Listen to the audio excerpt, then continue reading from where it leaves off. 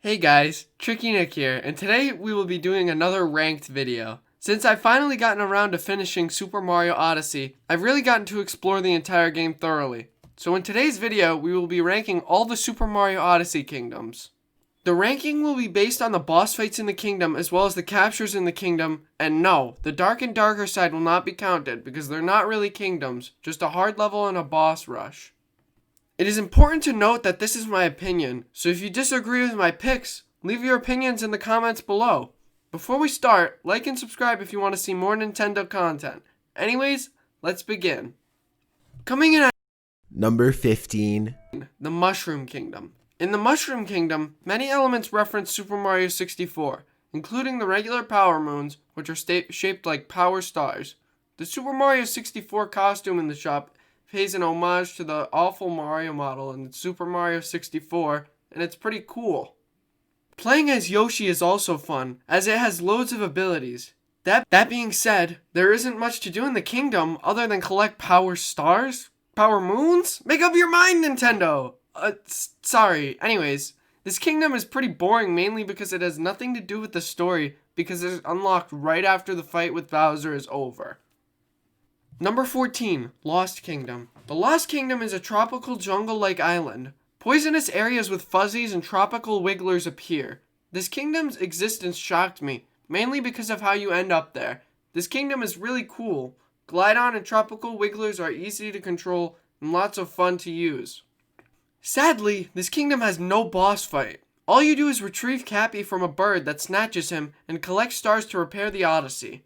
This is a missed opportunity for a boss fight. They could have done something really cool like a PD Piranha battle that gives you a multi-moon. Number 13, Cloud Kingdom. The Cloud Kingdom is a small area on the clouds. Bowser has fought here for the first time. This kingdom is literally just a Bowser fight. It's pretty easy. That's it. Number 12, the Snow Kingdom. The Snow Kingdom is a snow realm with an underground village and a racetrack. This area has many Taifus and Spinies, and Rango as its boss. While Rango's boss fight is pretty cool, the Chivera race was not very enjoyable. The controls are difficult to use and the race is hard to win. Not to mention, but before you defeat Rango, the kingdom is nearly impossible to explore. It's all windy and snowy and you can't see anything. Number 11, the Cap Kingdom. The Cap Kingdom is a misty town where many Bonneterre home ships reside. Paragoombas, Mini-Goombas, and frogs can be found in the place, and its boss is Topper. The aesthetic of this kingdom is really cool. The town of hats is really fun, and so is the boss fight. Sadly, the kingdom is small compared to other kingdoms, so there isn't much to do other than the boss fight and the Cappy tutorial. Number 10, the Lake Kingdom. The Lake Kingdom is a large area with an underwater plaza. Rango is fought in this kingdom. There's a lot to see in this kingdom and the captures are pretty cool. While it is nice to be able to swim easier with the Cheep Cheep, I always find this kingdom really difficult to traverse and I don't really enjoy it. But since the kingdom looks so gorgeous and the dories are just so cute, I put it up a little higher on the list. Number 9, the Wooded Kingdom. The Wooded Kingdom is a forest neighboring an iron building zone surrounded by mountains in a geodesic's dome. Many uproots and sherms can be found here, and its bosses are Spewart and Torque Drift. This kingdom really is full of life. The first time I entered it, I accidentally fell, and guess what? There's deep woods where you fall. There's also some fun captures in the form of an onion and a tank. This tank is probably the better one because, well, it's a freaking tank, but not to mention, there are not one, but 2 boss battles. Spewart's poisonous fight was really challenging for me, but Torque Drift's was kind of boring and unenjoyable. Number 8, the Seaside Kingdom. The Seaside Kingdom is a coastal area with several giant gold and glass chalices as the main landmarks. Its boss is Mollusk Lancer. This kingdom is by far my favorite graphically. The water is so beautiful and so are the captures. The boss fight is the most memorable fight in this game, in my opinion at least. An octopus with a lava-covered head in the water is just so wacky and I love it. The only thing I don't like here is the difficulty traversing the water, but that can be easily fixed by capturing enemies to travel much faster. Number 7, Ruined Kingdom. The Ruined Kingdom is a place with tall buildings reduced to ruins. The boss here is fought as the Ruined Dragon. And wow, it's a freaking dragon! This boss fight is so insane. Why didn't they expand on this kingdom? Either way, this boss fight is one of the best in any Mario game, so it gets a high spot. Number 6, Cascade Kingdom. The Cascade Kingdom is a prehistorical tropical mountainous area where chain chomps and burros can be found. Madame Brood is fought here. This kingdom is chock full of stuff. For one of the first kingdoms, the place is pretty large. There's just so much to explore, and oh my god, is that a T-Rex? Wow, just when I thought it couldn't get any better.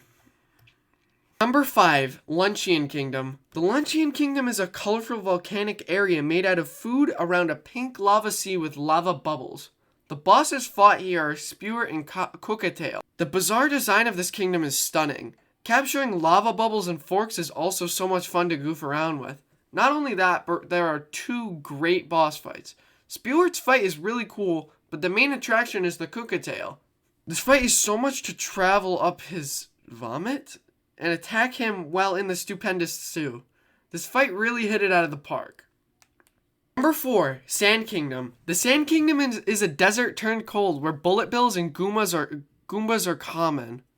Mario can move around more quickly by riding Jaxie. Bosses fought here are Harriet and Knuckleotech. This kingdom has the most stars to collect out of any kingdom, and it shows. The place is massive. Harriet's boss fight is the best Broodals fight, and Knuckleotech's fight is an amazing utilization of the capture system.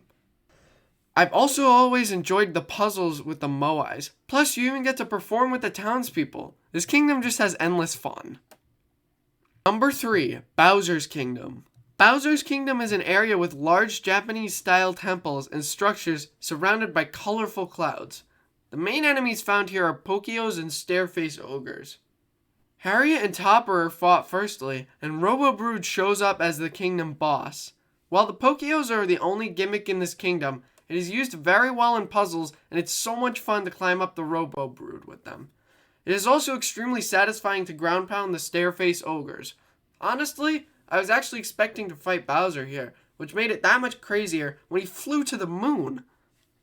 Number 2, the Metro Kingdom. The Metro Kingdom is a large city with several skyscrapers. Mecha Wiggler is fought here. This fight utilizes the tanks, which is really cool.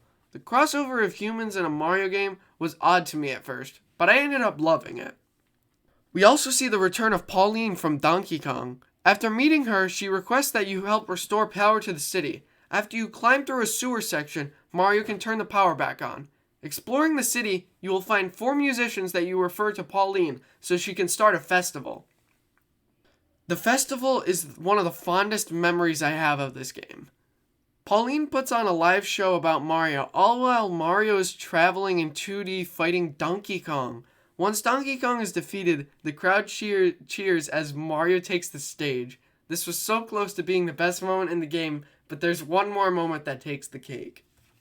Number 1, the Moon Kingdom. The best kingdom is the Moon Kingdom. An area on the moon with low gravity sections on the surface and lava themed sections below the ground. The low gravity here is so much fun to use. The enemies on the surface are much like the Seaside Kingdom's boss, just a little easier to defeat. But then it gets real when you go down into a lava section that you will remember forever. Tearing through walls with bonsai bills, destroying boulders with the charging chuck, and flying around huge lava blasts with dry bones are just a few things you will do in this level. The whole time, you are shown how truly amazing the Cappy mechanic is.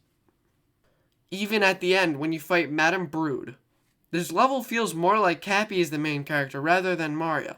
Then after that amazing fight, you defeat Bowser in an epic final battle. But wait, there's more! The Moon Kingdom starts collapsing, and you have to control Bowser to escape the collapsing moon. This kingdom is a great ending to the game. It's just so unforgettable, and I loved it. So there you have it. Those are my rankings for the Super Mario Odyssey Kingdoms. If you have any other opinions, share them in the comments below. Like and subscribe if you guys enjoyed my picks, my rankings, and my videos, and I'll see you guys in the next one.